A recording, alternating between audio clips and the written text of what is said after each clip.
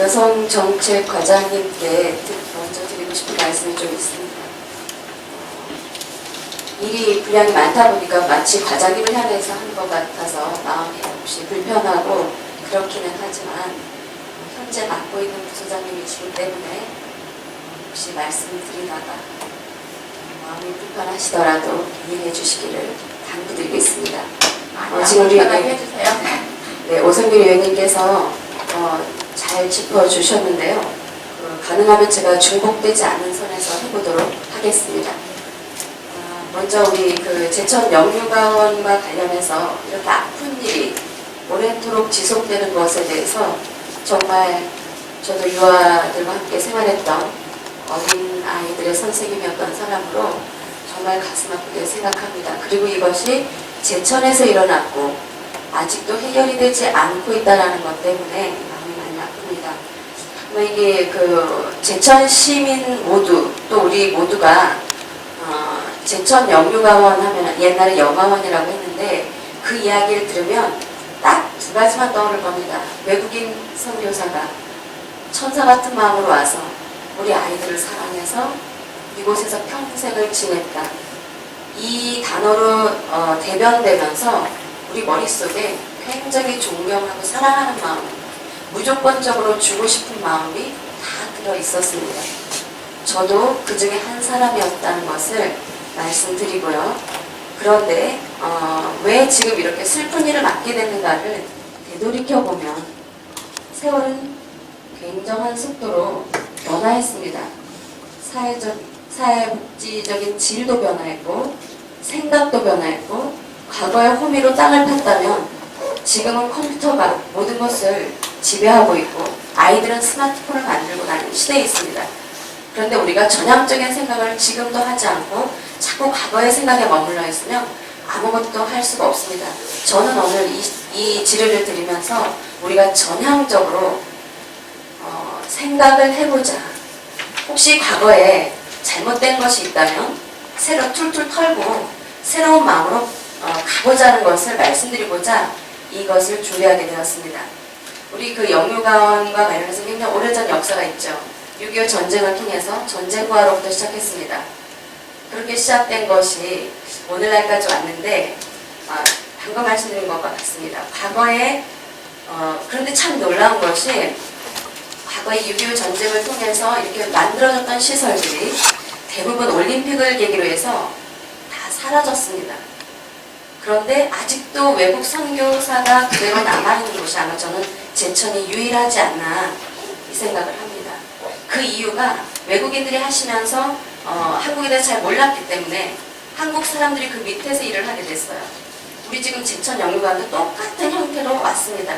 그래서 그 한국인들이 모든 것을 다 좌지우지하게 되면서 예산에 큰 문제가 생기게 되었어요. 마치 축적을 쌓는 일들도 벌어졌어요. 이것을 해소하기 위해서 전체 물론 올림픽 이전에도 다 외곽지로 도심에 있던 것들은 다 외곽으로 보내면서 서울시에 있던 것들은 굉장히 비싸죠. 땅값이. 근데 시골로 나가면 몇천만 원이 살 수 있었으니까 재산 축적을 하는 것을 일부 국가가 눈 감아주는 경우도 있었습니다. 그런데 우리 제천 같은 경우에 아직도 63년에 시작된 이것이 아직까지도 지속되고 있고 그때 처음으로 함께했던 사람들이 아직도 있다는 것에 변화가 없었다는 말씀을 드리겠습니다. 그래서 당시에도 이 밑에 있던 한국인들의 비리가 굉장했습니다. 이 기록에 제가 찾아보니까 이 기록들이 많이 나와 있는데요. 여기에 뭐라고 나왔냐면 고아원에 그때 고아원이랬죠. 원장이 빼돌리고 원장의 남편이 빼돌리고 원장의 아들, 딸의 며느리까지 심지어는 고참 모모들까지 가세요. 돈을 빼돌렸다 라는 기록들이 나와 있습니다. 그게 언론에 있는 건가요? 네, 제가 인터넷에서 공식적으로 찾은 자료들이고요. 자, 여기까지 하고 제천에도 이 영유관에 대해서 지금 다른 시각으로 바라보자라는 말씀을 드리면서 우선 아동인권 침해는 많이 들어서들 알고 있음에도 불구하고 아직도 사람들이 이렇게 이야기를 해요. 아이, 설마 그분이 그랬겠어? 제천에서 일어난 일이 아닐 거야 라고 하는데 제가 몇 가지에만 들겠습니다. 자, 2012년 총 세입이 후원금을 포함해서 17억 정도가 되었어요. 세출이 16억 정도 나갔고요. 자, 보조금 총액이 15억이었습니다.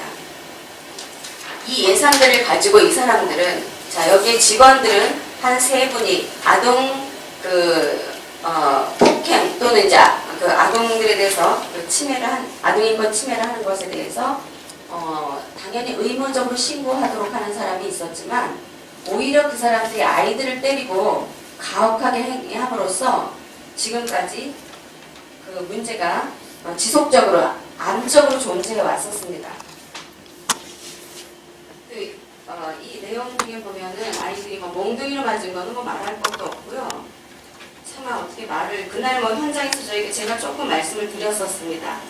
네, 엉덩이를, 여기 표현에 엉덩이를 까고 맞았다. 과장님께서 이미 이거 다 읽어보셨으니까 내용 알 겁니다. 생만으로 욕할 때마다 아이들을 때리고, 자, 이 부분은 아이들의 성장 과정을 전혀 이해하지 못하는, 또 그 성장식의 손버릇도 있어요. 이것도 아동 발육 중에 한 가지입니다. 근데 이런 발육 상태를 전혀 이해하지 못한 사람들이 무조건 내 맘에 안 들면 아이들을 체벌하는 이런 일이 벌어졌는데, 가장 가슴 아픈 게 그거죠. 한참 사춘기 아이고 예민한 시기에 팬티까지 벗으라고 하면서 남자아이들이 있는 데서도 벗으라고 하면서 체벌을 가하는 일이었죠. 그 다음에 굉장히 오랫동안 억울하게 물론 훔치지도 않았는데 밀려서 억울한 마음으로 계속 있었죠. 그래서 이 아이가 자살까지도 생각했다 했죠. 또 선생님들은 박민옥 씨가 주로 이제 그 지시를 한 것으로 알려져 있는데, 찬물에 아이들 뒷머리를 잡고 물에다 물려서 막 숨을 헐떡거리면 이제 그때서 빼주고, 이게 무슨 고문장입니까? 그 다음에 또 12살짜리 아이는 보면 옷을 홀딱 벗겨가지고 유아방 신발장 앞에 세워두었다. 그 다음에 또 장애아이가 또 있었더라고요. 여기 보니까 장애가 있는 줄도 모르고 주걱으로 손을 억지로 펴게 한 다음 손바닥을 때렸다. 이때 이 장애가 있어서 손을 못 피는 아이를 강제로 막 피게 하면서 때리니까 우리 옆에 있는 아이들이 응원을 하죠. 누구누구 이겨라. 이게 무슨 일입니까? 이 시설에서. 또 한 남자 선생님은 여자아이를 팬티 벗겨라, 남자아이들 앞에서 팬티를 벗으라면서 소리를 지르고 때리려고 했죠.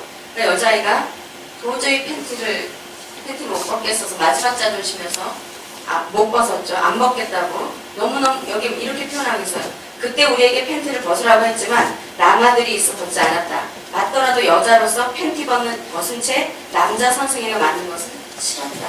이렇게 표현하고 있어요. 또 코하고 생식기를 주먹과 발로 때렸다. 저희 보다가 참 마음이 온몸이 막 벌벌 떨리는데요. 자, 여기 보면은 이 사람들은 지금 이렇게 생각하고 있어요.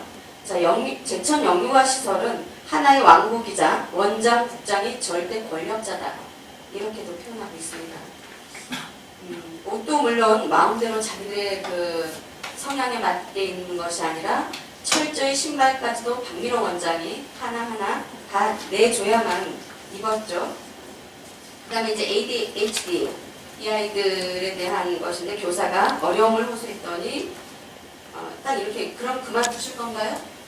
네, 도대체 상의를 할 수가 없는 구조를 갖고 있었습니다. 자, 너무너무 수도 없이 많고 뼈도 부러지고 자루에 씌워서 산에다 버렸네 별 얘기가 지금 다 있지만, 자, 여기까지 제가 말씀드리고요. 이렇게 해서 아동인권 침해,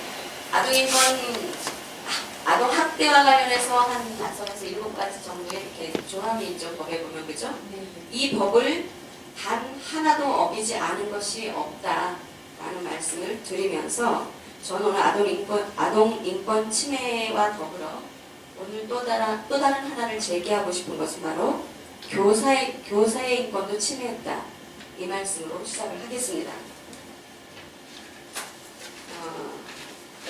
아까 참 과장이 아동과 관련해서 현장에도 가셨다고 했는데, 식단을 아까 보셨다 그랬죠? 11월 12일 날, 그죠? 네, 저녁에. 네, 불시에 점검하셨는데 저녁이었습니까? 그날 식사가 뭐 나왔습니까? 그날 카레라이스가 나왔었습니다. 카레라이스가 나왔어요? 네. 제가 지금 식단표를 받아가지고 있는데 12월 12일 네. 전혀, 예, 그날은 카레라이스였습니다. 예. 예, 제가 지속적으로 이 지금 사진 좀 한번 올려주시겠어요?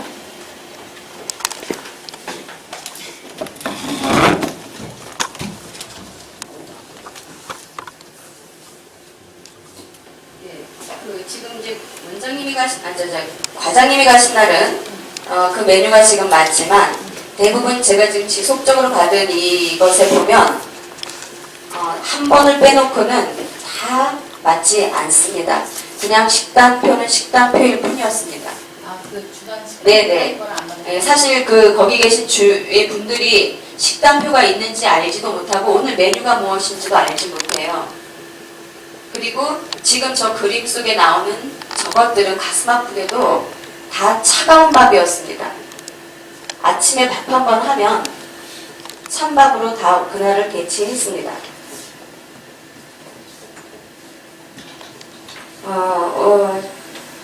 예, 거기까지 해주시고요. 자, 인권위 영유관 사실 조사 관련해서 이제 다 이렇게 하셨는데 지금 이미 결정이 났어요. 그죠? 잘못되었다.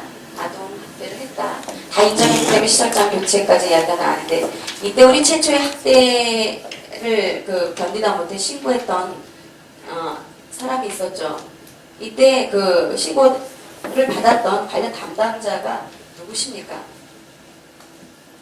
이거는 예, 말씀드립니다. 알고는 계십니까?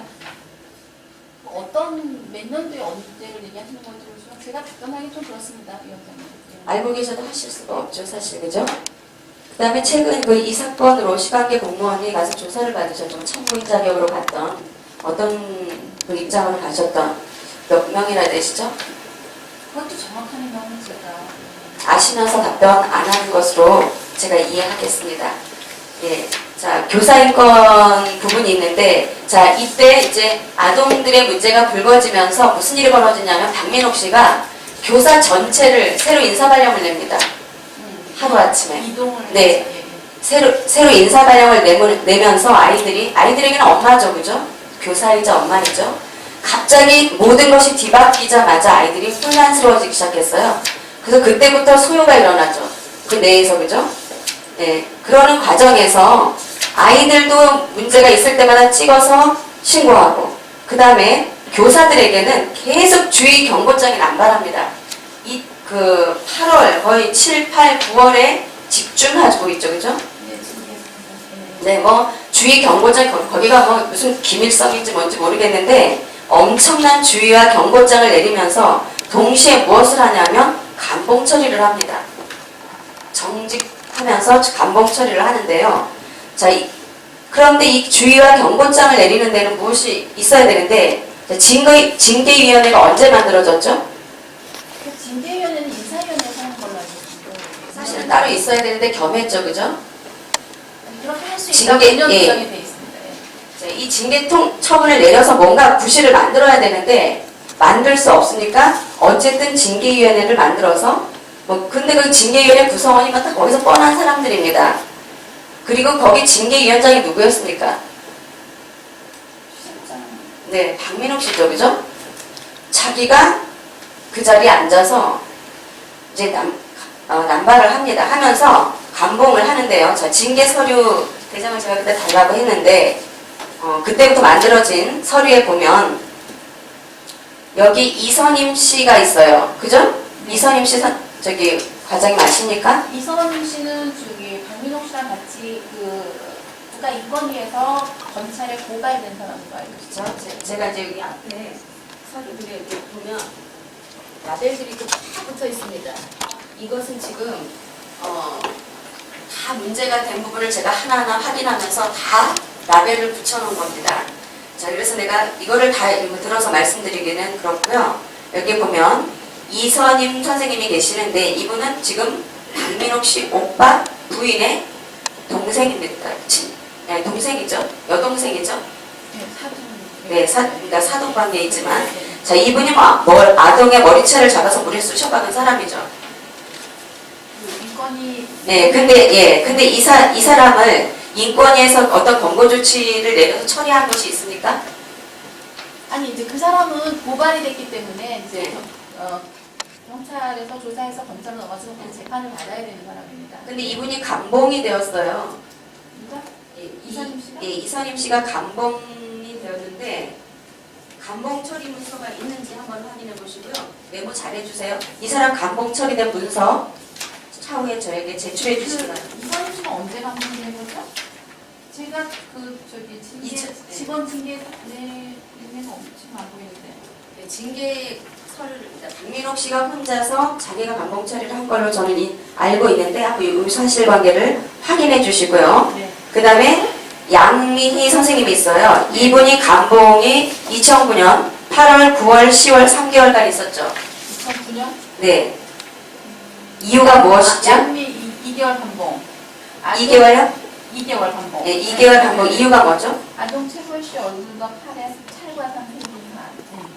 네, 감봉 처리 문서 이 사람 것도 주시고요. 제가 자료를 보다 보니까 그런데 이때 2009년도 이 자료들을 보면 서류가 조작되었다는 것을 너무나 쉽게 알 수 있어요. 어떤 부분이 그렇죠? 여기서 끝나고 나서 제가 네. 보여드리겠습니다. 네. 여기 다 표시가 되어 있으니까요. 그 다음에 이때에 2009년도에 시설 통장 계좌에서 양미 선생님에게 입금한 그 내역이죠. 통장 4번. 2009년도에 예, 이것을 같이 저에게 제출해 주시기 바랍니다. 봉급 지급. 네네. 예, 통장 4번을 제출해 주세요. 그러니까 시설에서 이 양미 선생님에게 입금한 통장 4번을 제출해 주시고요. 2011년으로 가보겠습니다. 2011년도에 김근배라는 사람이 있는데 물론 63년도에 화이트 여사와 지금까지 최근까지 있었습니다. 이 김근배라는 사람이 누군지 아세요? 네, 아닙니다. 누구죠? 네, 박민옥 씨 어머니. 박민옥 씨 어머니죠, 그죠? 자, 이분이 생활지도원 부원장 겸 생활지도원으로 일을 했습니다. 그러면서 월급을 받았죠. 네. 예, 이분이 일하는 시간은 월요일날 각 숙소 물품 지급 1시간이었고요. 화요일, 목요일 시장 보기 2시간이 이 사람의 업무였습니다. 안현모 씨 아시죠? 네. 그날 우리 저 현장 갔을 때 마지막에 큰 소리 치시던 이분 관리원이면서 이분 역시 생활지도원을 겸했습니다. 그 다음에 세 번째 이미순이라는 사람이 있었고 이분은 청소, 주방도 및 생활지도원으로 10년 이상 되었고요. 어몽매라는 사람이 있었는데 이분 조리원이고 생활지도원이었습니다. 자, 제가 왜 이 말씀을 드리냐? 그날 마지막 교사 한 분이 오셨었는데 그분이 제가 식사가 어떠냐 여쭤봤더니 뭐 물어볼 것도 없었죠. 그 사람들이 소개해준 사람이니까요. 물어보니까 잘 나왔습니다 라고 했는데 자, 이 안현모 씨의 반대도 좀 해주세요. 안현모 씨의 아들 며느리죠. 그러니까 안현모 씨의 며느리죠. 권승희 씨입니다. 이분도 지금 거기서 7년 정도 근무하고 있습니다. 예, 보면 자, 왜 제가 이 말씀 드리냐. 영유아방에서 유아들이 16명이 있었습니다. 16명이 있었는데 생활지도원은 겨우 2명으로 이 아이들을 봐야만 했습니다.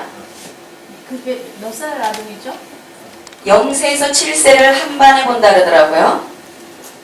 자, 이게 보육법에 보면 굉장히 정말 상상하기 어려운 아동 수를 가지고 있는데 여기에도 장애를 가진 아이까지 함께 있습니다. 16명의 유아를 돌보는데 교사가 생활지도원이 2명밖에 없다면 아동을 무슨 시간을 어떻게 나눠서 볼 수밖에 없었을까요? 교수님 그게 몇 년도 얘기신가요? 2011년도입니다. 물론 그 전에도 계속 이렇게 하셨대요. 뭐 꼭 몇 년에 이 일이 일어났냐가 아니라 조치 기준이 12년 8월 5일에 이제 개정이 돼서 개정 전과 후가 좀 틀리긴 합니다.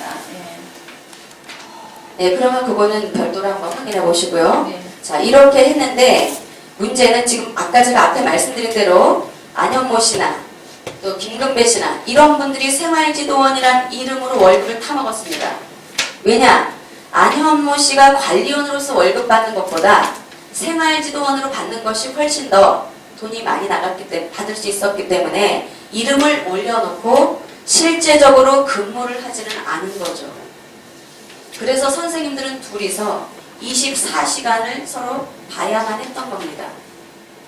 네, 현실이 지금 그렇게 됐습니다. 자, 그 다음에 그럼 그렇게 되는 과정에서 무슨 일이 벌어졌냐면 연장 근로를 하게 되겠죠. 근로기준법이나 또는 아니면 우리가 수당을 지급하는데 보건복지부에서 40시간을 인정한다. 지금 40시간을 인정하나요? 네, 저희가 인건비 기준에는 생활지도사는 40시간, 일반 사무직 직원은 20시간 이렇게 네. 해주죠, 그죠? 네. 자, 그러면 생활지도사는 일반 20시간. 그런데 생활지도사의 경우에 40시간을 인정해주고 그 나머지 근로기준법에는 몇 시간까지 인정해주죠? 그거는 정확히 저는 잘 모르겠습니다. 근로기준법은 52시간을 인정해줍니다. 네. 네, 그러면 갭이 12시간 나겠죠? 네. 자, 어쨌든 제가 말씀드리고 싶은 것은 이 지금 야간도 되죠. 연장 근로를 그냥 하게 되면 15,000원이죠. 여기에다가 1.5배. 예, 연장이면서 야간을 한다던가 연장이면서 휴일을 근무하게 된다면 훨씬 더 많겠죠. 자, 지금까지 오랫동안 이것을 받지 못했습니다. 그런데 자, 여기에 뭐 여러 선생님들이 감봉이라는 이유로 수도 없이 감봉을 당했고요. 또 이 수당은 제대로 받지 못했습니다. 그리고 업무에는 아주 열악하게 이렇게 진행이 됐습니다. 그 다음에 여기 서류들에 이제 보면은 이런 그 야간 일을 하거나 이랬을 때 수당을 지급하는 어떤 기준이 있겠죠. 그러면 본인이 했는지 안 했는지 사인을 받습니다. 아까 말씀드린 대로 이 사인 역시 다 본인이 한 것도 있지만 대부분 다 일괄적으로 어느 날 다 썼고요. 어떤 김근배 씨 같은 경우, 박민옥 씨 엄마 같은 경우는 박민옥 씨 아니 사인이 없고요.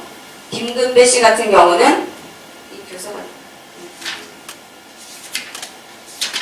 누구죠? 그 사무직원으로 있던 건 그분이 대신 사인을 했습니다. 남유미 씨가 대신 사인을 했습니다. 그런데 이 남유미 씨를 해고했죠. 사무실 직원인데. 해결한 예, 왜 해고했습니까?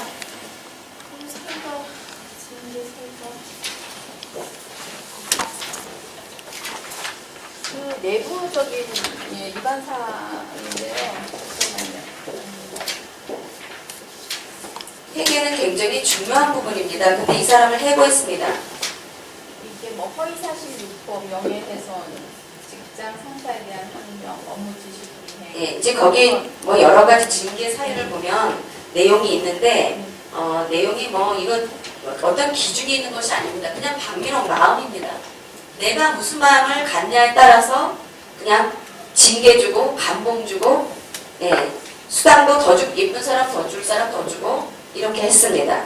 아마 서류를 보다 보면 이게 서류인가 하고 생각했을 겁니다. 그죠? 저도 그렇게 생각했으면 과장님은 말할 것도 없었을 것입니다. 자, 그리고 2013년 11월 박민호 쪽에 있던 신영희 씨는 집안 개인 사정이라며 15일 지금 무급 휴가를 떠난 상태입니다. 최근에 혹시 제천시에서 영유가원에다가 선생님들에게 야간 수당을 주겠다라고 말씀하신 적이 있습니까? 없습니다. 없습니까? 박민옥 씨의 말에 의하면 최명현 시장님께서 야간 수당을 이번 11월부터 1시간 주겠다 이렇게 말씀을 하셨답니다. 확인해 주시기 바랍니다. 그 내용은 아마 이거가 완성된 거 아닌가 싶긴 한데요. 네.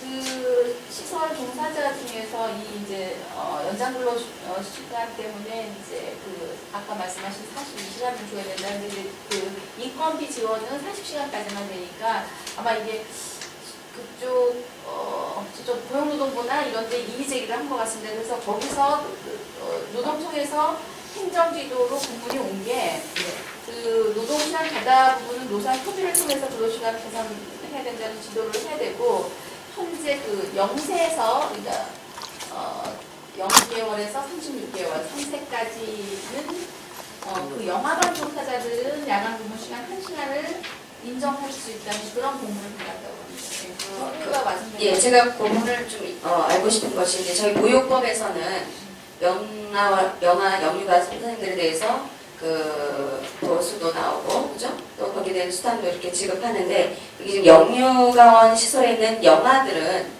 그 대상이 안 됩니까? 어떤 수단?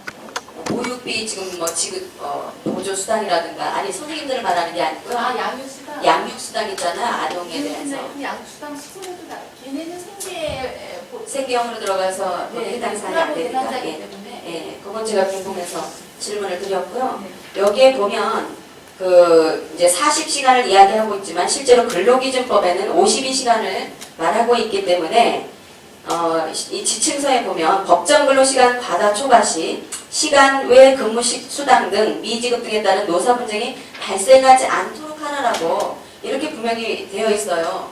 그러면 만약에 예를 들어서 40시간만 줄 수밖에 없었다면 그 교사들과 협의를 통해서 양해를 구하던가, 그러면 지금까지 자, 박민호 씨가 한 말씀이 참 가관인데요. 뭐라고 말씀했습니까? 그러니까 자, 나는 야간에 일하라고 시킨 적이 없다. 그럼 영아 아이들은 0세에서 7세에 있는 아이들은 교사 그럼 정시만 일하고 나가면 됩니까? 그 지도교사는 이제 24시간 근무다 보니까 저도 이제 이번에 이 업무를 보면서 아는 건데, 이제 그 큰 아이들은 문제가 24시간 근무 중에 취침을 8시간 빼고요.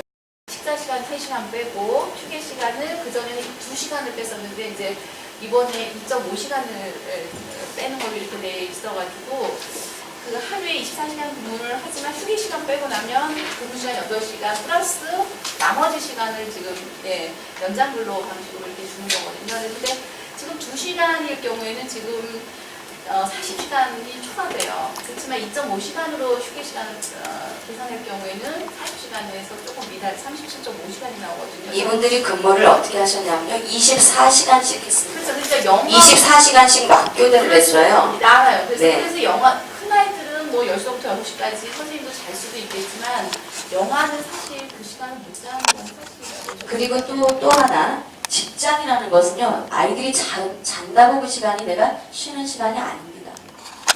사실은. 그럼 큰 아이들이 있으니까 애들이 지금은 자유로우니까 교사가 쉬면 그게 쉬는 시간인가요? 여러분들 그럼 여기 일하러 오셔가지고 나 지금 별로 일 없어서 가만히 차 마시고 있으면 그 시간은 근무에 해당되지 않나요? 여기는 장애 시설처럼 완전히 24시간 근무하는 그런 체계를 해야 돼서, 예. 제가 여기까지 하고 좀 정리한다고 다시 회계 부분은 이따가 하겠습니다. 자, 그래서 연장근로 이런 부분들을 다시 한번 살펴보시고, 제가 이 부분을 나중에는 계산으로 해서 어떻게 무슨 예산이 어떻게 뽑아 나오는지 이따가 말씀드리고요. 일단 여기에 있는 조재경 선생님도 그 감봉이 있었는데 왜 감봉이 일어났는지 본인도 알지 못하는 일이 벌어졌습니다.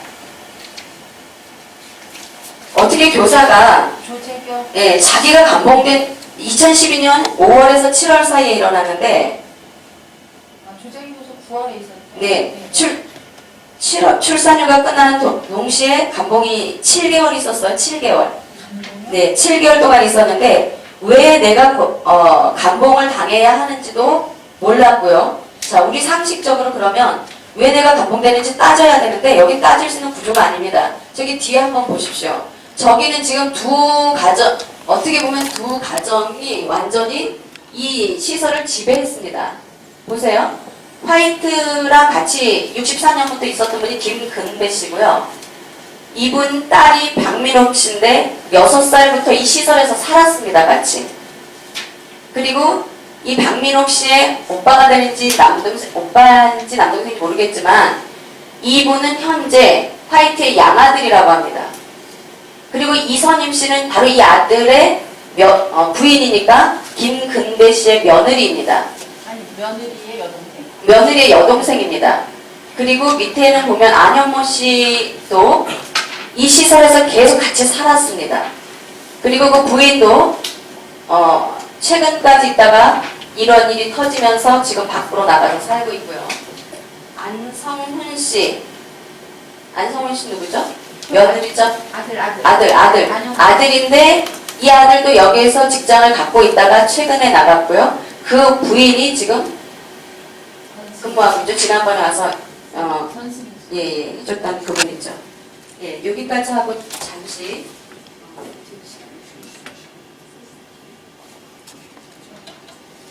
원활한 진행을 위하여, 효율적인 진행을 위하여 잠시 감사 중지를 하고자 합니다. 이해 없으신가요?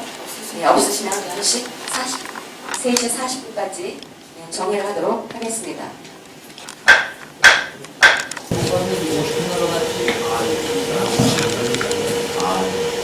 도 이따 못 가면 50%밖에 안 되겠어. 50%밖에 안 돼. 50%밖에 안 돼.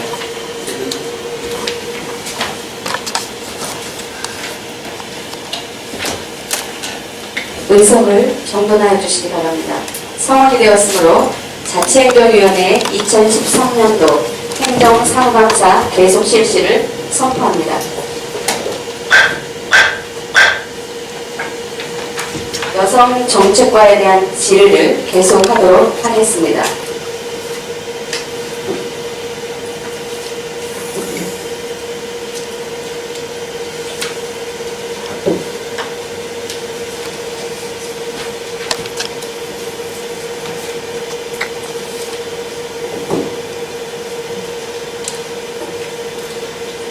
좀 전에 그 감봉 부분을 얘기하다가 멈췄는데요. 네, 수당하고 이 선생님들이 무차별적으로 이렇게 감봉을 계속 당하는데 왜 당하는지도 모르고 또 이 감봉당한 예산은 무엇으로 또 돌려져서 사용되는지 혹시 출처를 알고 계신가요?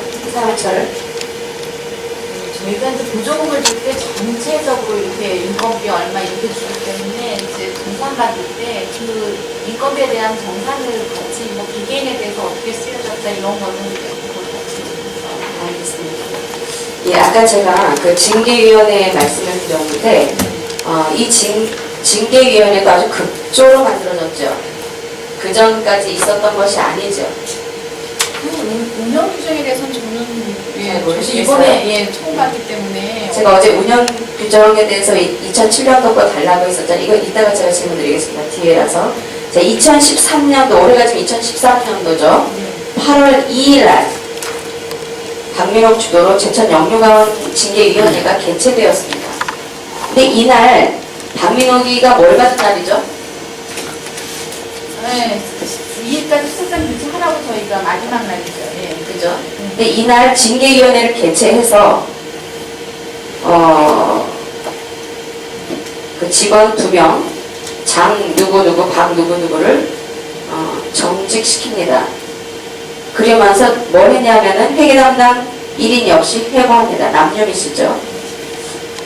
이 해고를, 남유미 씨 같은 경우는 특별히 해고할 이유가 없었는데도 불구하고 회계 담당자를 그 기준에도 맞지 않는 이유를 들어서 해고를 함으로써 사법당국의 수사를 회피하고 회계 부정을 피하기 위한 사전 모의 가능성이 아주 높다. 이렇게 의심되기도 합니다. 그런데 잠깐만 여기서 이름 거론하고 온 거는 예, 이름 거론은 아니 이 사람은 안 되시고 네, 제가 그렇지 않은 분은 지금 밝히지 않았잖아요. 자, 자기가 그날 시설장 교체를 해야 되는 마지막 날인데 그날 징계위원회를 만들어서 직원들을 정직시키는 겁니다. 이 코미디도 아니고 길성 체계도 아니고 말하면 그 즉시 그게 법이 되는 겁니까? 여기가 국가 또는 지방자치의 그 위임을 받은 시설이 맞습니까? 그 다음에 아이들은 법원 통보제 이런 것들 계속 추진하죠. 그냥 일반 가정으로 치면 자기 자식을 범죄를 하게 만들어서 갖다 가두는 이런 형국을 보이고 있는 겁니다. 이게 정상적인 시설이 아닙니다. 그죠, 과장님? 여기가 지금 정상적인 시설인가요? 네? 자, 여기 이사분들이 있는데 이 명단을 봐도 참 깝깝합니다. 만약에 이 이사들을 그대로 둔 채 아까 오성균 의원님 지적하신 대로 시설장만 교체한다면 무슨 일이 또 벌어지겠습니까? 전 잘 모르겠지만 뭐 허수아비겠죠. 회계 부분 보겠습니다. 제가 지금 한 4가지로 봤어요. 아동인권 침해하고 교사인권 침해를 봤어요. 이제 회계 처리를 볼 거고요. 그 다음에 나머지 보겠습니다. 회계 처리 부분 가시면 아까 다른 거는 뭐 다 차치하고라도 수당 부분을 말씀드리겠습니다. 지금 굉장히 많은 선생님들이 뭐 수당이 뭔지도 몰랐고요. 하다못해 연차가 뭔지도 몰랐고 또 임신을 만삭이 되어서도 쉴 수 없었다. 이런 일들이 지금 계속 벌어졌고 그 안에는 너무나 철옹성처럼 단단한 사람들로 무슨 일만 하면 하도 갖다 이르고 이러는 사람들 때문에 숨도 못 쉬고 거기 교사들이 이렇게 말씀하셨어요. 그 아이들은 우리는 여기서 통치를 당했다. 사육을 당했다라고 표현한 반면에 선생님들은 우리가 할 수 있는 건 오로지 숨밖에 쉴 수 있는 게 없었습니다. 라고 말했어요. 그런 분위기였다는 겁니다. 그런 분위기에서 어떻게 선생님들이 아파하는 아이들을 네가 아프냐고 안아줄 수 있었겠어요. 하다못해 여기는 영아도 우리 사람들이 보통 아기를 이렇게 가슴에 안잖아요. 이것조차도 하지 못하게 한 시설입니다. 굉장히 독특한 형태를 갖추고 있습니다. 우리나라 6.25 전쟁 이후에 고아들을 데리고 있었던 제가 지금 학자는 생각이 안 나지만 유아교육에서는 되게 유명하신 분인데 그분이 한국 전쟁 아동들을 데리고 고아원을 설립을 해서 이렇게 있었는데 아이들에게 그렇게 잘 먹여도 성장이 안 되더랍니다. 그래서 왜 안 될까? 나중에 보았더니 이불 하나라도 포근하고 따뜻한 걸 주니까 마치 사람의 온기를 느끼듯이 더 좋아하는 우리 원숭이 실험에서 알고 있잖아요. 근데 지금 여기 영유아원이 저는 이 얘기를 들으면서 소스라쳤어요. 어떻게 깐난하게 아이들을 앉지 못하게 하는 이런 규칙을 가지고 도대체 운영을 하는가? 이 시설이 도대체 아이들을 위한 시설입니까? 아니면 박미롱이나 화이트나 그 어머니, 그 안현모나 그 가족들, 일가들의 시설입니까? 과장님 한번 말씀해 보세요. 17억씩 받아서 인건비로 아무리 많이 나간다고 해도 도대체 여기가 누구를 위한 시설인 거죠?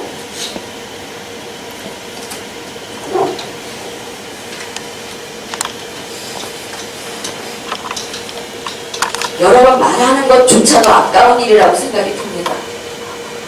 제천시는 여기에 관리 감독을 하는 기관으로서 어떻게 이렇게 한 번도 아까 말씀드린 대로 너무나 존경하는 곳들이어서 제대로 서류 하나 뒤져보지 않았다는 이야기입니까? 지금까지? 한 번만 들춰봤어도 급여대장 1년째 한 번만 봤어도 뭔가 이거는 잘못됐다라는 것을 분명히 느낄 수 있었을 것입니다. 여러분들이 저보다 훨씬 더 전문가시니까요. 여기에 또 회계 쪽에 보면 보조금이 있는데 보조금과 그리고 후원금으로 이루어지죠. 후원금에는 지정 후원금과 비지정 후원금이 있는데 지정 후원금은 그렇다고 치더라도 이제 비지정금을 좀 여쭤봐야 되고요. 일단 보조금 먼저 말씀을 드리면 급여대장에 보면 여러 가지 수당들이 있습니다. 제가 좀 궁금한 것이 하나가 있어서요. 특수업무 수당이 있더라고요. 이게 뭐죠? 연장자 부담 특수업무 수당. 이제 운영 규정에 보면 특수 업무 수당을 주게 되어 있는 규정이 있습니다. 17조에 보면 원장은 보육원의 예산 사정 이내에서 일정 기간 동안 장기 근속하고 업무 성격상 특수 업무를 하는 직원에게 월 30만 원 이내 수당목 수당. 예, 그러니까 이 특수 업무라는 게 구체적으로 무엇이냐 이 말입니다. 지금 거기에서 그 특수업무 수당이 지급된 내용을 보면 그 지금 사무원으로 근무를 하면서 원장이나 근무를 하면서 밤에 그쪽에서 숙식을 하면서 아동의 문제가 발생됐을 때나 이럴 때 투입할 수 있는 그런 분들에게 지금 세 분에게 지급이 됐었습니다. 네, 그런 내용 다 살펴보셨죠, 급여 대장이죠? 저한테 넘겨주시기 전에 살펴보셨나요? 네, 예, 네. 이 특수 업무 수당은 누구누구가 지금까지 받아왔습니까? 위원장님 잘 아시고 계실 겁니다. 말씀해 주세요, 과장님께서. 그 원장하고 안영모 씨하고 김동배 씨. 이것이 무엇을 의미하는 것 같습니까?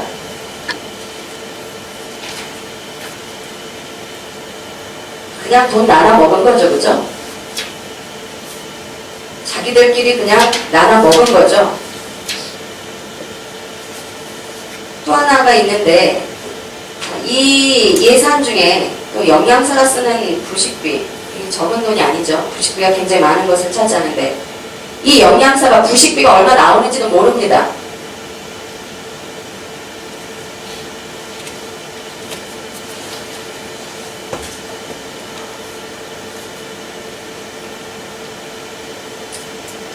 할 말이 없고요. 자, 초과근무 수당 이것도 자 선생님들이 뭐 밤 10시에 들어가서 새벽 6시까지 이 시간이 공으로 일에 쳐졌는데 박민옥 씨가 이렇게 말했죠.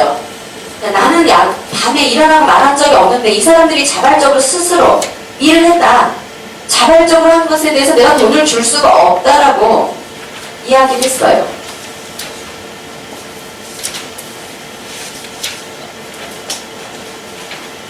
그러면 영유아 교사들은 그냥 아침 9시에 출근해서 6시 퇴근하면 되는 거죠. 나머지는 박민옥 씨나 뭐 화이트나 김금배 씨가 보면 되는 거죠. 그래서 특수업무 수당을 받으신 건가요? 이 특수업무 수당이 2013년도에 이 서류에서 사라집니다. 아니 특수업무 수당이 아니라 직책보조비랑 같이 받았어요. 이 특수업무 수당을 30만 원씩 받으면서 그 옆에 직책보조비 해가지고 또 뭐 받았어요. 그러다가 2013년도에 직책보조비가 없어지고 이건 계속 받습니다. 왜 무엇이 이런 수당들이 새로 신설되려면 지자체와 상의해야 되죠. 그런 규정이 있죠. 제가 보니까 있더라고요. 지자체와 이런 것들을 상의했습니까? 상식적이지 않은 수당들이 생기는 것에 대해서 수당 지급이 생기는 항목에 대해서 그때 당시 이게 생기면서 했는지 그거는 제가 파악할 수가 없습니다. 예, 지자체와 상의한 적도 없을 겁니다. 그죠? 2008년에서 2013년 사이에 박민옥 씨 말에 의하면 나는 야간에 근무하라고 지시한 적이 없다. 그러므로 돈도 지급할 수 없다라고 했는데 2008년에서 2013년에 야간 근무자 명단을 저에게 제출해 주시기 바랍니다. 그 다음에 이 야간 근무자 명단을 위원장님, 야간 근무 명단이라는 건 어떤 의미죠? 지금 이 자, 지금 제가 말씀드린 영유가 사람들이 24시간 영유아 반에서 네. 자 그러면 24시간을 근무했는데 박민옥은 지금 24시간을 근무 안 시켰다고 하는 겁니다. 그러니까 제 말씀은 저희들은 상식적으로 서로 교사들이 24시간 맞교대를 했다는 것을 알고 있는데 박민옥 씨는 이 돈을 주지 않기 위해서 나는 그렇게 시킨 적이 없고 교사들이 자발적으로 그 시간에 했는지는 모르겠지만 이라고 말을 했기 때문에 박민옥 씨가 됐든 그쪽이 됐든 2008년부터 그러면 교사들이 안 했다면 2008년부터 2013년까지 야간 근무자 명단을 제출해 달라 이 말씀을 드리는 겁니다. 그 다음에 이 장부에는요. 이 장부에는 박민옥 원장 사인도 없고 근무 안 하고도 사인을 했고 김근배 씨가 박민옥 씨 엄마죠. 일명 부원장이라고 부르는 이분도 사인이 있는데 이것은 본인 사인이 아닌 것을 제가 확인했습니다. 글씨체가 남유미 씨였고요.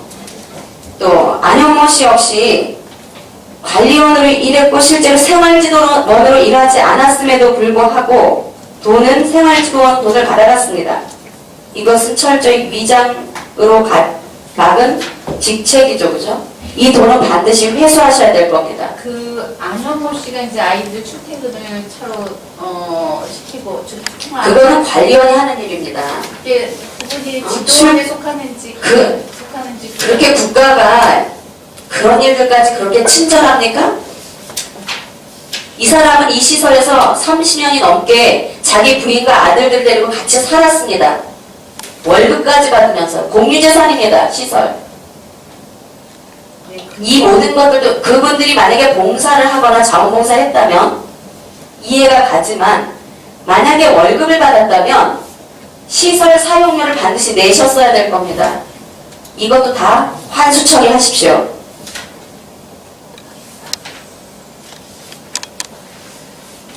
근데 그런 부분을 저희가 이 행정에서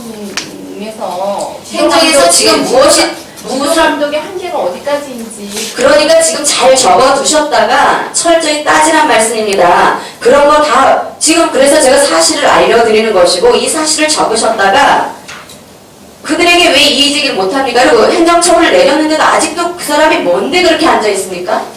그게 사유재산입니까? 아니 글쎄 행정처분 낸 네. 걸 법적으로 대응하고 있고 저희는 계속 그 건물 누구 돈으로 지었습니까? 영유가원.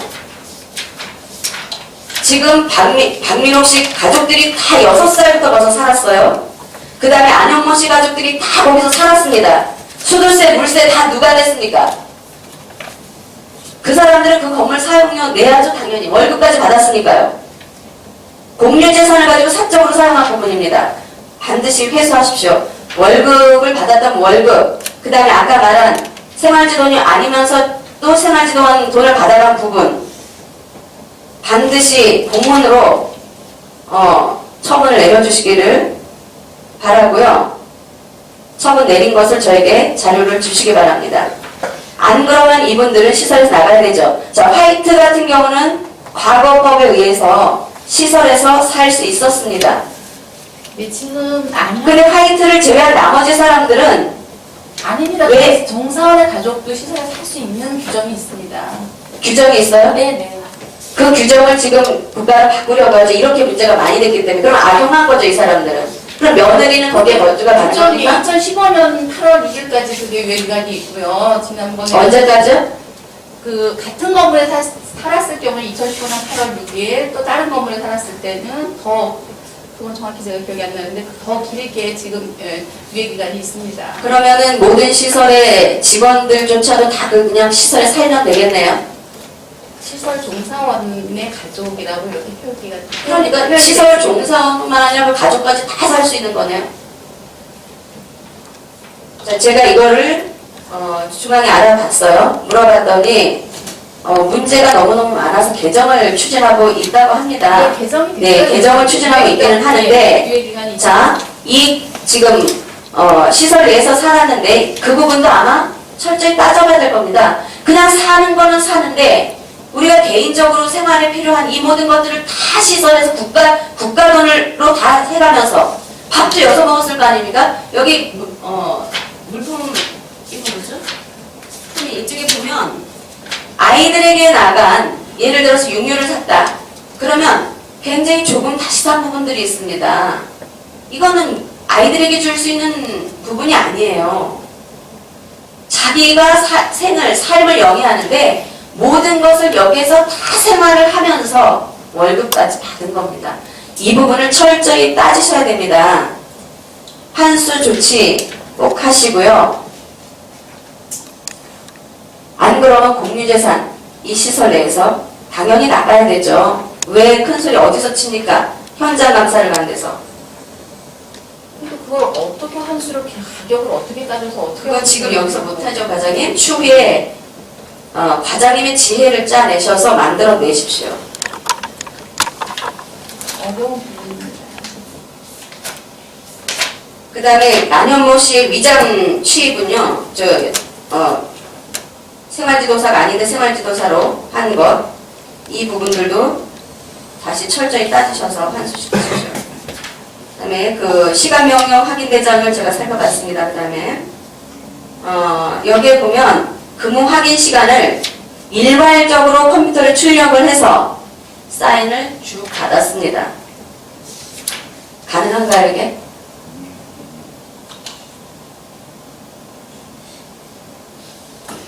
위원장님, 저희가 기존에 연장 근무 수당 40시간에 대해서 저희가 국토비가 나갑니다. 나머지 연장 근로 수당 예, 나머지 12시간 수원금에서 그 시설에서 준 겁니다. 그것까지 저희가 안 줬습니다. 안 줬기 때문에 제가 지금 말씀드리는 겁니다. 특수수당이나 이런 거를 후원금에서 사용한 겁니다.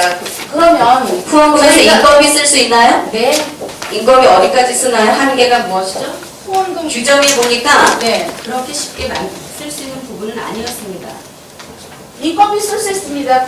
인건비 어떤 네, 것에 인건비를 쓸 급여금 수 이런 있습니까? 작업 몇 프로를 넘지 말아야 되죠? 간접비 예, 간접비를 쓸 수 있는데 몇 프로를 넘지 말아야 되죠? 50% 넘지 간접비가 50% 넘으면 안 되고요. 네, 그렇죠. 네. 그러면 이분들이 지금 그거는 직접비입니다. 자, 제가 말씀드리는 거는 40시간에 대해서는 줬어요. 그거는 그러면 국토비가 나갔습니다. 그런데 이분들이 지금 40시간 이상 한 거죠. 실제로는 아까 24시간 했다고 과장님도 말씀하셨잖아요. 아니, 그죠? 24시간 근무라는 얘기죠. 그러니까 그럼 24시간은 근무인데 그럼 24시간은 안 했다는 얘기입니까? 아니, 격일제로 근무하니까 15일을 근무하는데 24시간 중에 아까 말씀드린 밥 먹는 시간, 휴게 시간 이거 다 빼고 나머지 가지고 계산을 하는 겁니다. 그래서 그 계산으로 40시간까지는 국도비가 나가니까 그걸로 네. 지원을 하고 나머지 부분은 시설에서 인정하면 예, 이 부분은 네. 여기에 관련된 그 영유아 방에서 관련됐던 선생님들을 불러서 차후에 저랑 같이 한번 이야기를 나눌 수 있도록 자리를 마련해 주시기를 바라겠습니다. 제가 이 부분을 40시간을 주고 나머지 그 근로기준법에서 52시간 최대 갭이 12시간인데 실제로는 이거보다 훨씬 많이 일을 했지만 그럼 그 돈을 어디서 줘야 됩니까? 그 돈을 안 준다는 말입니다, 과장님. 어디서 줘야 되냐고. 우리가 국도비 나가는 건 40시간만 나가는 그럼 일을 시키지 말던가 다른 시간 체제를 교사들을 융통성 있게 활용을 했어야죠. 또 그 부분은 지금 제가 과장님하고 나눌 이야기는 아닙니다. 12시간에 대한 이 시간을 제가 정말 단순하게 계산을 해봤어요. 이걸 한 달로 계산하면 24시간 막교대를 모두 인정했을 때 225시간이 나옵니다. 225시간에서 40시간을 제외하고 185시간이 됩니다. 물론 이분들이 이거보다 훨씬 더 많이 일했습니다. 이 185시간을 그냥 단순 연장 수로만 봤습니다. 휴일이나 뭐 이런 건 뺐습니다. 곱하기 15,000원 했어요. 277만 5천원이 나옵니다. 위원장님. 개인당. 24시간 근무, 교대 근무를 할 경우에 이분들의 그 시간을, 근로시간을 어떻게 쳐주는지 그거는. 그러면 일을 시키고 돈을 안 주면 그건 노동 착취 아닙니까? 그건 나라에서 그 기준에 의해서 지원을 해주는데. 그러면 그럼 박민옥 씨가 그렇게 했어야죠. 자, 277만 5천원인데요. 아이, 그런 계산은 저는 인정할 수가 없습니다. 그걸 왜 과장님이 인정을 안 하십니까? 아니, 과장님 지금 그거 과장님이 인정하고 안 하고가 아니라 우리나라 노동법이 그렇게 되어 있고요. 그런 부분을 제가 지방 노동청에 연락했습니다. 그런 부분을 한수하시라 그러니까 제가 그걸 할 수 있으니까 못하죠. 이거 환수가 아니라 아까 환수조차 하라는 거는 안현모식 걸 하라는 얘기입니다. 왜 내가 선생님들 수당을 돈을 덜 준 걸 왜 환수하라니까? 환수조차라는 거는 박민옥이나 화이트나 안현모 씨 그 외 가족들 근무하지 않은 사실에 대해서 환수조치를 하라는 거예요. 월급 나간 것에 대해서. 그러면 이 선생님들 더 그리고 이 부분은 선생님들은 일을 부려먹고 노동 착취를 하고 돈을 주지 않은 겁니다. 이 부분은 또 어떻게 해요? 자, 이 부분은 제가 지금 산정을 하고 있잖아요. 지나가고 못 주겠죠. 자, 이 부분을 어떻게 할 건지 일단 묘안을 짜내란 말씀입니다. 지방 노동청에 제가 확인한 결과, 자, 40시간을 제외하고 알파인데요. 이것이 연장이면서 야간일 때 더 되죠, 그죠? 2배가 된답니다. 박민욱이 사람을 이렇게 해서 계속 수십 년간 부려먹었다면 사실 형사입건에서 조사해야 될 필요가 있다라고 했습니다. 이 사람들은 지금 그 부분은 뭐 자기들 영역으로 지금 이 시설을 운영하는 겁니다. 고발을 하든 당연히 고발 조치하셔야죠. 아니 고발을 왜 저희가 합니까? 그 그럼 선생님들이 개별로 해야 되는 겁니까? 아니요, 시가 이 상황을 아는 사실에는 시에서는 아무 책임이 없습니까? 책임이요? 저는 지도 감독의 지금 관리 감독을 못한 거죠. 관리 감독을 못한 책임이 있는 아니, 거죠. 오늘 회계 장부 하나하나까지 저희가 공부를 어떻게 주는지 이런 것까지 다 저희가 일일이 과장님, 일이 잘못되면 그 책임을 가지고 있는 곳에서 책임을 지는 겁니다. 회계장부 하나하나 못 본 것은 물론 개인의 생각입니다. 사건이 터졌을 때는 이 모든 일들이 책임으로 돌아가는 것이 맞는 겁니다.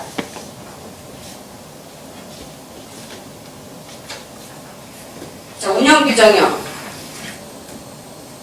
운영규정, 과거에 이 시설에 운영규정이 있었습니까? 팀장님 혹시 아시면 팀장님이 좀 도움 주시기 바라겠습니다. 2013년도에 지금 새로 개정해주신, 아까 설명하실 때, 그죠? 2013년도에 운영규정 새로 만들어졌죠? 맞습니까?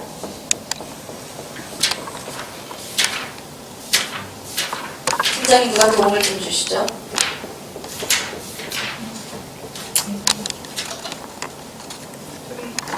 그 운영규정 개정에 보시면 지금 개정 3번 걸로 나와 있습니다. 네. 2007년도에 네. 7월에 개정되고 2013년에 개정된 걸로 나와 있는데요.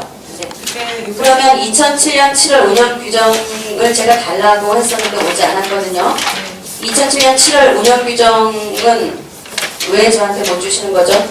왜냐하면은 제가 2009년부터 지금 이 자료를 보고 있었기 때문에 거기에 운영규정을 봐야지 이것이 어떻게 산정됐는지 볼 수가 있어서 달라고 했던 겁니다. 근데 2007년 7월 운영규정을 주지 않았는데 이유가 있습니까? 지금 그 전 운영규정은 거기서 문서가 보존기간이 5년이라고 말씀을 하시더라고요. 네. 그래서 아무리 찾아봐도 없다라고 답변을 받았고요. 그래서 못 드렸습니다, 자료를. 제가 그거 문서로 해서 달라고 그랬습니다.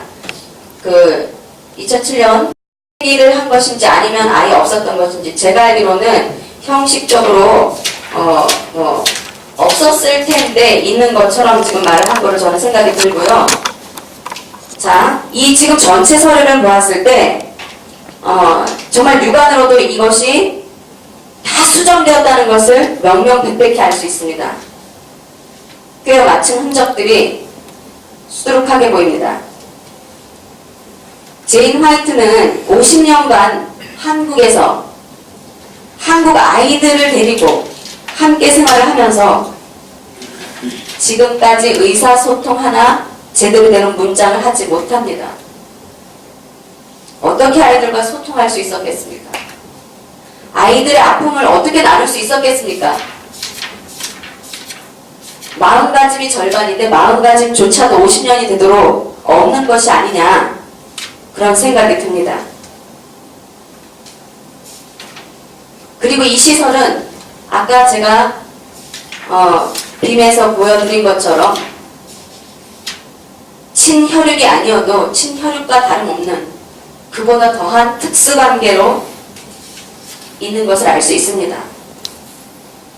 이 특수관계 때문에 특수수당, 그 특수한 수당을 받아 먹었는지 모르지만 저는 제천시가 반드시 시설 폐쇄와 더불어서 도의 법인 폐쇄를 요청하기를 바랍니다. 아동학대는 1회에 아동학대라는 것이 드러나면 폐쇄할 수 있습니다. 법에 그렇게 명시되어 있죠. 이 법인은 아동학대에도 어느 조항 하나 거스르지 않고 다 위반했습니다. 혹여 지역에 언론에서 나온 것이 사실이 아닐 바라지만 저도 그 자리에 있었던 결과로 유감스럽게 생각합니다. 우리 국회의원님께서 그리고 우리 시장님께서 그쪽을 본인들의 마음과 관계없이 마치 다른 사람이 들을 때는 옹호하는 듯한 태도를 취한 것은 사실입니다. 이제라도 이 시설은 반드시 폐쇄되어야 된다고 생각합니다. 그리고 제가 마지막으로 우리 그 어린아이가 쓴 것이 있습니다. 박민호 원장에 의해서 지금 구치소에 가 있는 아이죠. 그 아이 편지 하나만 보여주시겠어요? 그 편지에 보면 제가 다른 걸 보여드리려고 했는데 그 아이는 자기가 왜 구치소에 누구에 의해서 들어와 있는지도 모릅니다. 어쩌면 그 연령의 아이가 할 수 있는 평범한 일일 수도 있는 것을 가지고 아이를 구치소에 가뒀습니다. 근데 이 아이는 오히려 원장님에게 빨리 말씀드려서 나를 좀 어떻게 도와달라, 누구 형한테 좀 해서 도와달라, 이런 얘기를 정말 하고 있습니다.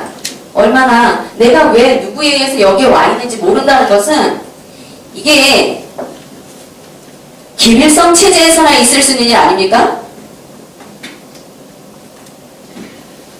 그 아이는 지금 법원 통보제 결과 검찰에서 그렇게 네. 한 겁니다. 그런데 검찰에서 그렇게 할 때는 누가 그 아이를 그렇게 하도록 만들었습니까?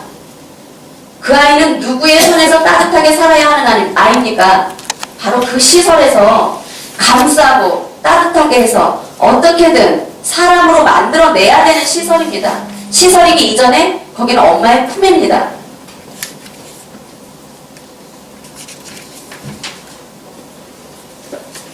저는 이제 법인 폐쇄와 더불어서 대안 모색을 말씀드리겠습니다. 아까 우리 오성균 의원님께서 이미 그 부분은 쭉 말씀하셨기 때문에 이사회임을 거치면, 물론 이사회임을 하면 법인 폐쇄가 될 것입니다.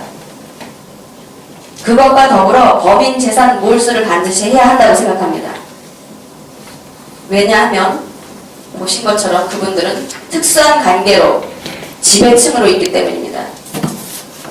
자, 그런데 거기에 주인은 누굽니까? 그 시설의 주인은, 정말 주인은 누굽니까, 과장님? 당연히 아이들이죠. 네, 아이들입니다. 그런데 그 아이들이 정말 원하는 것은 과거와 같은 억압, 학대 없이, 그리고 거기에 있던 원생들이 함께 사는 것입니다. 법인 폐쇄가 된다고 해서 뿔뿔이 흩어지는 것이 아닙니다. 근데 마치 우리 어른들은, 혹자들은 법인이 폐쇄되면 아이들이 다 납작아야 하는 것처럼 실제로 로덴 학교라든가 이런 데로 몇 명씩 보내면서 그것을 눈으로 보여줬죠. 그러니까 아이들이 불안에 떨면서 우리가 다 헤어지는구나 라고 생각했습니다. 우리가 할 일은 법인이 폐쇄돼도 뿔뿔이 흩어지지 않는다는 것을 분명히 알려야 합니다. 그리고 함께 살 수 있다는 것을 강구해야 됩니다. 아까 시설 폐쇄에도 말씀하셨는데 그럼 시설 폐쇄가 되면 아이들은 어떻게 되는 거죠? 그거 과장님 도에 알아보십시오. 어떻게 됐냐고 과장님이 저한테 물을 일이 아닙니다. 아니 시설 폐쇄를 해야 된다고 지금 시설 폐쇄하면 그냥 하루아침에 아이들을 거리에 내봅니까? 과정이 있죠, 그죠? 과장님이 더 잘하시면서 지금 이 자리에서 그렇게 말씀하시면 안 되죠. 자, 이 실제 할 수 있는 방법은 지난번에 회의 때 나왔습니다. 일환입니다. 그룹홈 형태가 있겠죠. 왜? 0세부터 24세가 청년이 함께 지내는 것은 문제가 있습니다. 그리고 두 번째는 시직영으로 우선 할 수 있습니다.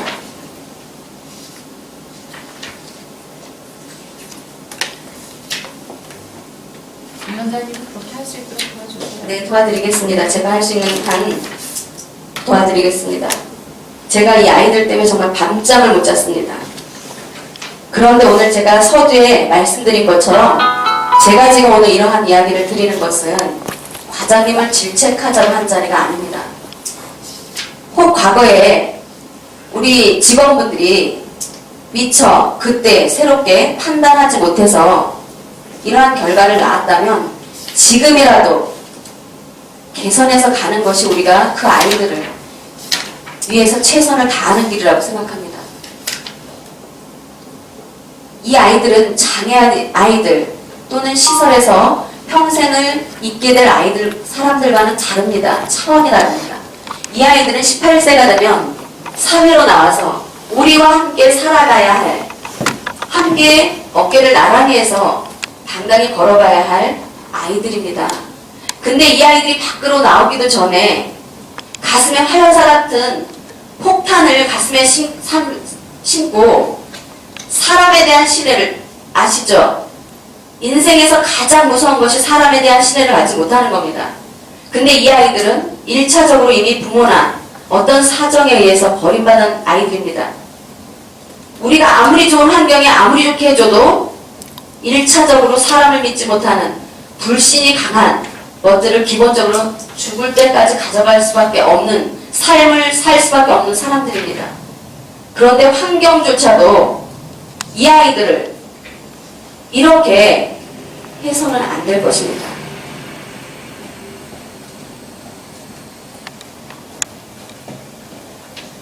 관리 감독의 주 기관인 제천시가 과거의 일들을 부끄러워서 묻는 일이 없기를 바라고 다시 한번 시설의 지도 점검을 엄격하고도 철저하게 해주시기를 바랍니다. 사회복지법의 시설 쪽인가요? 어디에서 나와있죠? 왜 시설을 하는가? 이 시설의 목적이 있습니다. 그렇죠? 바로 지자체나 또는 수탁을 받은 수탁자는 이들을 가정에서처럼 또 사회적 약자들을 어떻게 하면 우리와 함께 삶을 영위할 수 있도록 하겠는가 하는 고민을 갖고 이 시설을 운영해야 하는 것입니다.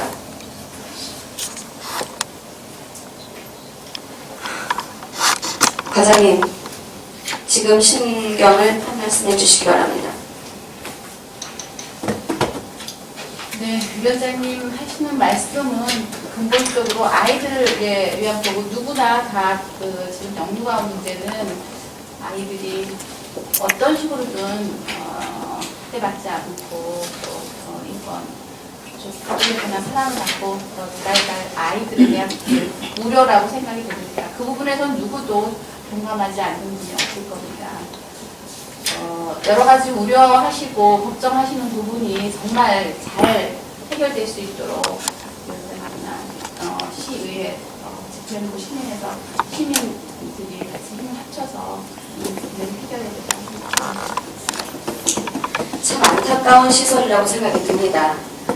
먼저 반성하고 자숙하고 이렇게 해서 개선을 해나가야겠다라고 해야 될 사람들이 오히려 소송을 벌이고 끊임없이 싸우면서 가해자, 피해자가 그것도 어른과 아이가 한 곳에서 지금까지 있도록 한 것에는 시도 이 책임에서 벗어날 수 없을 겁니다.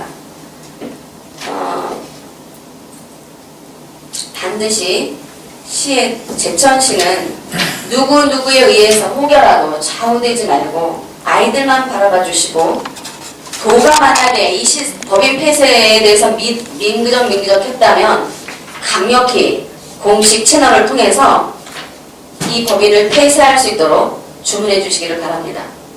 또 하나는 왜 아까 말씀드렸지만 이 법인을 폐쇄해야 하는 이유 중에는 이미 이 시설 운영자들이 자기들의 끝을 보여줬고 이 끝에 와서도 오직 자기들의 영달을 위해서 싸우고 있는 겁니다. 아이들의 아픔이 아닙니다. 또 하나 이곳을 구성하고 있는 이 사진들 역시 저희 지난번에 보았습니다. 자기네 잘못은 철저히 인정하지 않고 다른 생각들을 가지고 있는 걸 보면서 정말 무섭다는 생각을 했습니다. 공공의 돈과 공공의 그 마음을 가져야 할 사람들이 사적인 마음으로 오로지 자기의 영욕을 위해서 하고 있는 모습들을 보면서 무섭다는 생각을 했습니다. 과장님, 아이들의 여린 피눈물이 정말 쌓이지 않고 가슴에 언젠가 보이지 않는 총칼을 우리들에게, 우리 사회에 겨누지 않는 아이들로 정말 꿈을 꿀 수 있는 멋진 아이들로 자랄 수 있도록 도와주시고, 제가 아이들에게 꿈이 뭐냐고 물었더니 미안합니다. 박민호가 화이트를 죽이는 것이 꿈이라서 제가 충격을 받았었습니다. 정말 무서운 대답 아닙니까? 저는 교사가 되고 싶다든가 나는 앞으로 의원이 되고 싶다든가 무슨 이런 꿈을 꿀 줄 알았는데 그 이야기가 거침없이 나오는 것을 보면서 제천시는 제2의 또 다른 불행을 방지해야 될 책임이 있다라는 말씀을 드리면서 저의 질의를 마치겠습니다.